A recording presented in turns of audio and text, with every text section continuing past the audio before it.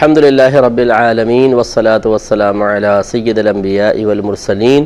اما بعد فاعوذ باللہ من الشیطان الرجیم بسم اللہ الرحمن الرحیم۔ الہادی پروگرام میں صبر کے موضوع پر کلام چل رہا تھا اور آج انشاءاللہ ہم سلسلے کا آخری یہ پروگرام کریں گے، پھر ہم کسی نئے پروگرام میں نئے موضوع کی طرف آئیں گے۔ اسے تھوڑا سا بس میں خلاصہ عرض کرتا ہوں کہ صبر کا لغوی معنی اپنے آپ کو روکنا ہوتا ہے۔ جب اللہ کی طرف سے کوئی مصیبت آئے، انسان شکوہ شکایت سے اور اظہار ناراضگی سے اپنے آپ کو روک لے، یہ صبر ہے۔ مخلوق کی طرف سے کوئی تکلیف پہنچتی ہے، انسان اپنے زبان کو، قلب کو شکوہ شکایت سے اور باقی جسمانی اعضاء کو انتقام سے روک لے، یہ اس پر صبر ہے۔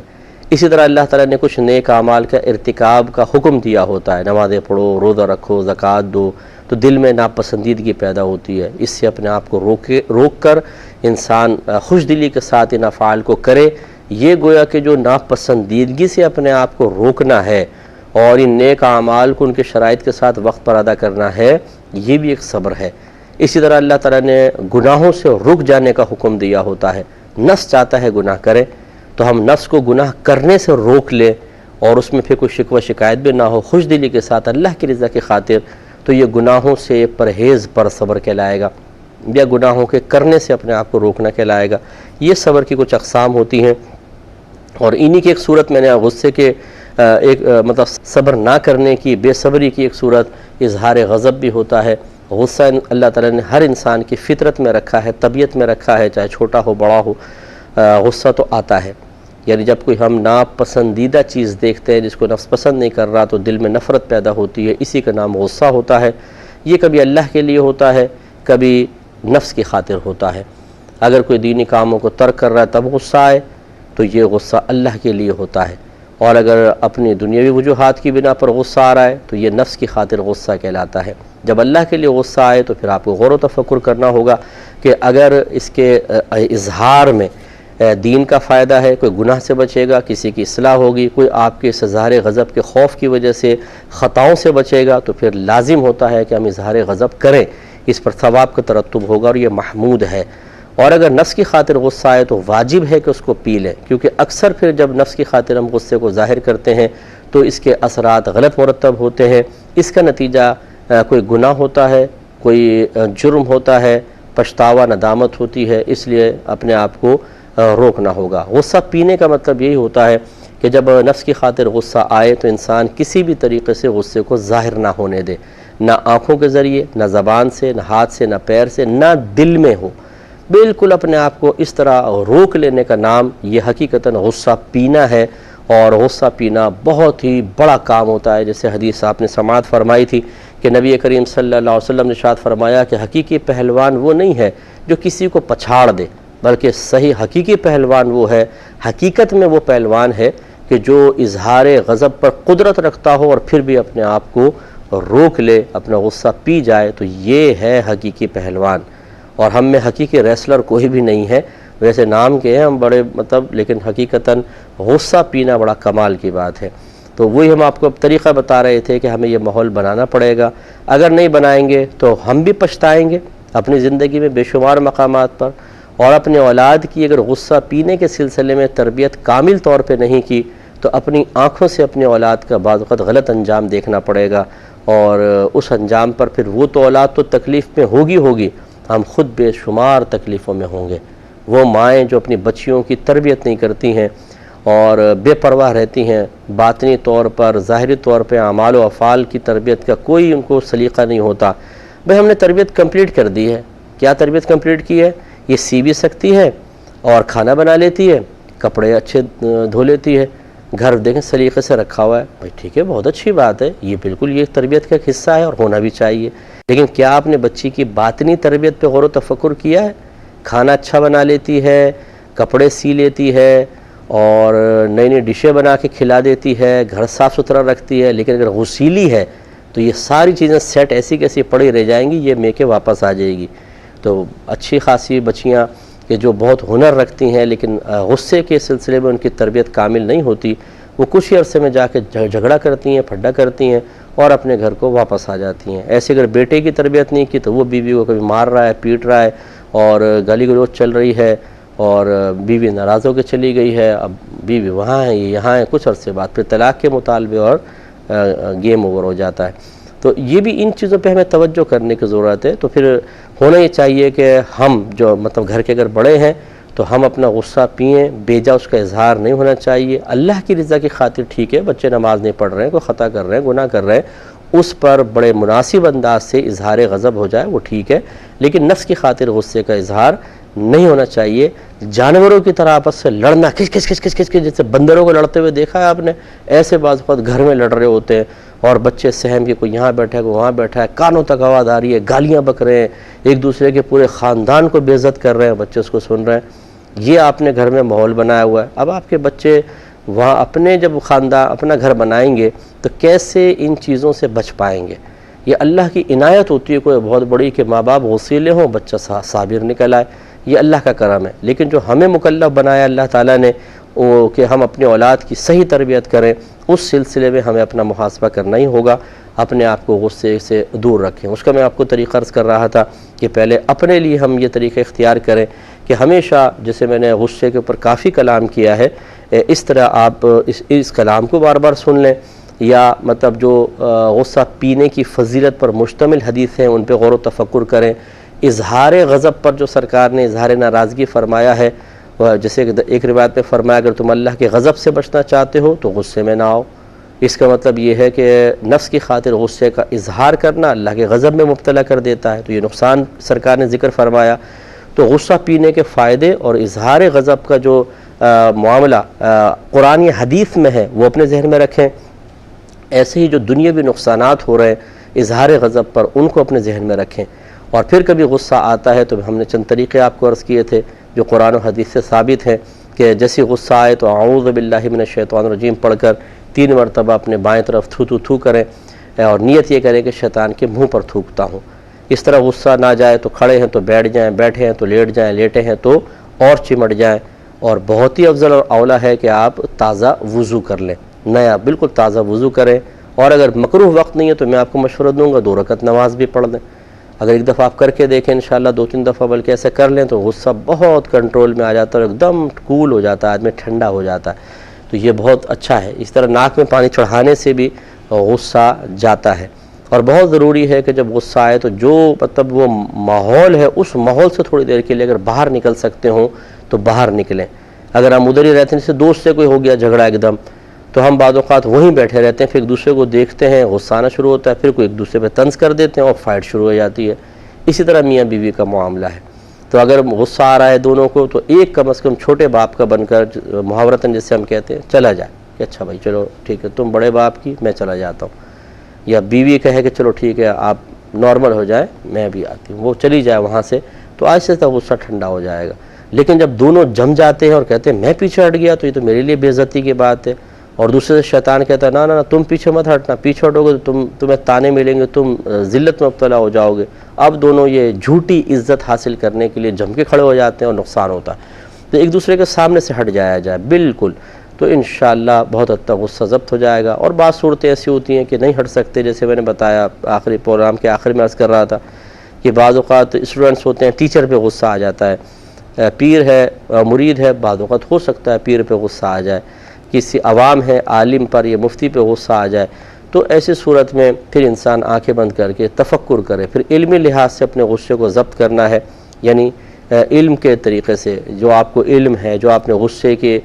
پینے کے فضائل سنے ہوئے ہیں، اسی طرح اظہار غضب کے جو نقصانات آپ کے پیش نظر ہیں ان سب کو ذہن میں حاضر کر کے اپنے آپ کو ٹھنڈا کریں۔ کیونکہ بعض اوقات ایسا ہوتا ہے، میں نے دیکھا ہے کہ اظہار غضب انسان کو کفر کی طرف لے جاتا ہے۔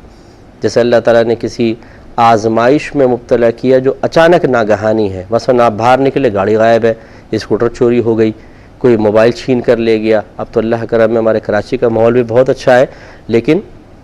پھر بھی یہ ہوتا ہے کہ اسٹریٹ کرائم تو چل رہے ہوتے ہیں، تو ایک دم آدمی غصے میں آ جاتا ہے اور بعض اوقات اللہ تعالیٰ کی شان میں گستاخی کر بیٹھتا ہے، گندے نازیبہ کلمات کہہ دیتا ہے، یہ غصے کو برداشت نہ کرنے کی وجہ سے ہے نا۔ تو اس طرح جب کسی کے سامنے ہوں اور ہٹ نہ سکتے ہوں تو پھر جو ذہن میں آپ کے مواد موجود ہے وہ اس وقت آپ کی مدد کرے گا۔ اسی طرح اگر پاسبل ہو روزانہ صبح اٹھیں، جب آپ جیسے بستر اٹھتے ہیں کوشش کریں کہ فجر اپنے وقت پر ادا کریں، بہت ہی اچھی بات ہے، اور اللہ تعالی ہم سب کو توفیق عطا فرمائے۔ تو بستر پہ اٹھ کے مثلا جیسے آپ نے نماز وغیرہ پڑھ لی تو 5-7 منٹ کا مراقبہ روزانہ کر لیا کریں، یعنی آنکھیں بند کر کے کہ آج مطلب پہلے غصے کے نقصانات پر، پھر غصہ پینے کے تمام جو طریقے ہیں ان کو ذہن میں حاضر کر کے ارادہ کریں کہ انشاءاللہ آج میں کوشش کروں گا کہ کسی بھی طریقے سے غصے کو ظاہر نہ ہونے دوں۔ ہر روز اس طرح اپنے آپ سے ذرا عہد کر کے ایک نیا تازہ ارادہ کر کے پھر انسان دن گزارے، اور بالفرض اگر آپ جیسے کہیں جاتے ایک دم غصہ آنے لگے تو اپنے آپ کو مخاطب کر کے کہیں کہ نہیں، غصے میں نہیں آنا ہے، غصے میں نہیں آنا ہے، غصہ پینا ہے، غصہ پینا ہے، اس وقت اللہ تمہیں دیکھ رہا ہے، اگر اظہار غضب کرو گے ہو سکتا ہے اللہ ناراض ہو جائے۔ تو یہ کچھ عرصے ہمیں اس طریقے سے اپنے آپ سے لڑنا چاہیے۔ یوں ہی پھر جیسے رات میں آدمی سونے کے لیے لیٹ جاتا ہے تو چند لمحے غور و تفکر کہ کیا آج میں نے کچھ بیجا غصے کا اظہار تو نہیں کر دیا تھا، اگر کہیں ظاہر ہوتا ہے تو اس پہ مطلب ندامت کے اظہار کریں، اللہ کی بارگاہ میں توبہ کریں، پھر کل کے لیے پھر نئے تازہ ارادے کر لیں۔ تو یوں باقاعدہ اگر کچھ عرصے ہم اپنے آپ کو اس طرح کی ریاضت میں رکھیں گے تو ہمارا غصہ ہمارے کنٹرول میں آ جائے گا، اور پھر اس کے بہت اچھے اثرات آپ اپنے گھر میں دیکھیں گے۔ تو یہ بڑوں کو اس طرح کرنا چاہیے، جب یہ غصہ پینے لگیں گے تو رول ماڈل بن جائیں گے۔ بعض لوگ کہتے ہیں کہ جی میں داڑھی نہیں رکھتا ہوں، میں امامہ نہیں باندھتا ہوں۔ بھئی کیوں نہیں؟ یعنی مجھے ایسے لوگ بھی ملے ہیں، وہ صاحب غصہ بہت زیادہ شدید آتا ہے تو اب میں داڑھی رکھ کے غصے کا اظہار کروں گا، بری بات ہے۔ ارے یہ تو شیطان کا وار ہے۔ اگر انسان عمل کی طرف آتا ہے اور نیکی کی طرف آتا ہے، دوسروں کو نیکی کی تلقین کرتا ہے پیار محبت کے ساتھ، اس کا فائدہ یہ ہوتا ہے کبھی آپ کو غصہ آئے گا بھی نہ تو پھر اندر سے انشاءاللہ آپ کا ضمیر آپ کو یہ کہے گا، آپ کا دل کہے گا، ایک فرشتہ آپ کو یہ سمجھائے گا، سمجھ لیں دل پہ یہ بات القاء ہوگی کہ نہیں، آپ اگر اظہار غضب کرو گے تو منفی اثرات مرتب ہوں گے۔ آپ تبلیغ کر رہے ہیں، آپ لوگوں کو سمجھا رہے ہیں پیار سے محبت سے، اگر آپ ایسا کریں گے تو یہ پھر آئندہ آپ کی زبان کی تاثیر متاثر ہوگی۔ تو عمل سے تو انسان اچھائی کی طرف آتا ہے، اور بعض سمجھتے ہیں نہیں میں عمل کر کے اور پھر میں اظہار غضب کروں گا، غصہ کنٹرول میں نہیں ہے تو پھر بری بات ہوگی۔ بھئی بری بات تو تب ہونا کہ آپ ظاہر کریں، کمال تو یہی ہے نا کہ آپ ظاہر نہ کریں، اور اس کے لیے معاون یہ ہے کہ آپ عمل کی طرف آئیں، تبلیغ کریں، نیکی کی طرف لوگوں کو بلائیں تو بہت اچھا ہو۔ دوسرا، اب جب آدمی خود اپنے سیلف کنٹرول حاصل کر لے، اب اپنے بچوں کی اور جو آپ کے ماتحت ہیں ان کی تربیت کا معاملہ ہوتا ہے، اس میں بہتر یہ ہے کہ آپ ایسے لوگوں کے درمیان رہیں جو غصہ پینے والے ہیں، اس سے آپ کو بھی استقامت ملے گی، اور خود ایسے بنیں جو غصہ پینے والا ہو، تو پھر آپ کے اثرات انشاءاللہ دوسروں کی طرف منتقل ہوں گے۔ اگر ایک ایسا معاملہ ہوا کہ ایک دم سب کو غصہ آیا لیکن آپ بالکل کول مائنڈ رہے، آپ نے اپنے آپ کو کنٹرول کر کے رکھا، اور آپ نرمی پیار محبت، مثال کے طور پہ جیسے آپ کینٹین میں بیٹھے ہوئے ہیں، کچھ لڑکے آ گئے، ہٹو بھائی یہاں سے ہم بیٹھیں گے، تو ایک دم دو گروپ بن جاتے ہیں، غصہ آتا ہے، آپ نے کہا چلو ٹھیک ہے آپ بیٹھیں، اللہ تعالیٰ آپ کو جزائے خیر عطا فرمائے، آپ اٹھ کے دوسری جگہ چلے گئے، دوسروں کو لے گئے۔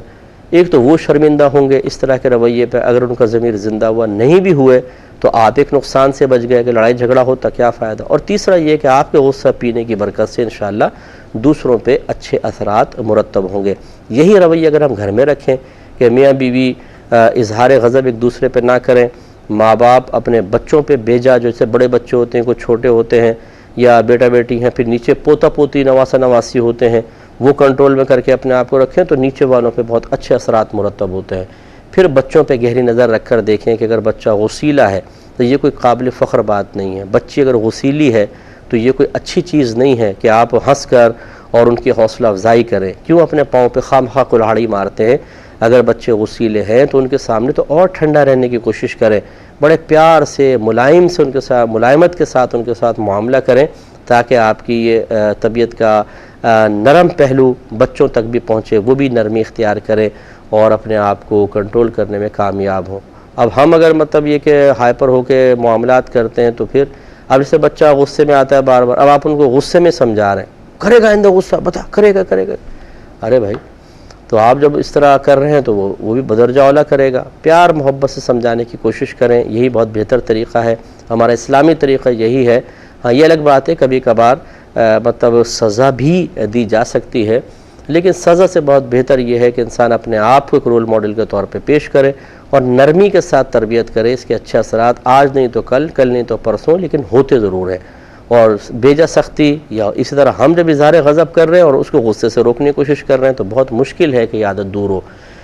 تو اب یہ بچوں کی تربیت، تھوڑے سے بچے ذی شعور ہو جائیں تو ان کو غصے کے نقصانات تھوڑے تھوڑے بتانا، غصہ پینے کے فائدے بتانا، غصے کی معرفت دلوانا، پھر اگر بچہ غصہ پیتا ہے کسی معاملے میں اس کو انعام دینا، اس سے بچے کی حوصلہ افزائی ہوتی ہے۔ اور اظہار غضب کرے تو تھوڑا سا مطلب اس سے تھوڑا سا روٹھنے کی کوشش کرنا، تاکہ اس کو محسوس ہو کہ مجھ سے غلطی ہوئی ہے،